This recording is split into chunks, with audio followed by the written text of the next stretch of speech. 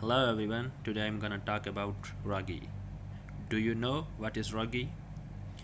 Ragi is an extremely nutritious millet that resembles mustard seeds in appearance. Finger millet is especially valuable as it contains the amino acid methionine, which is lacking in the diets of the poor who live in a starchy staples such as cassava, plantain, polished rice, or maize meal. A grain rich in protein, calcium, fiber, and iron, ragi has traditionally been used across the world in varied food products. The hull of the ragi grain is indigestible and therefore the grain is usually hulled before use.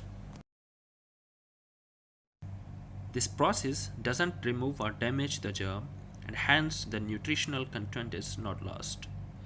The grain is then used as is decorticated ground into flour or melted, which is used to make porridge, laddu, chawar, ragi meat, and some savory snacks too. So viewers, if you like my video, I request to all, please like, comment, share, subscribe my channel, and thanks for watching.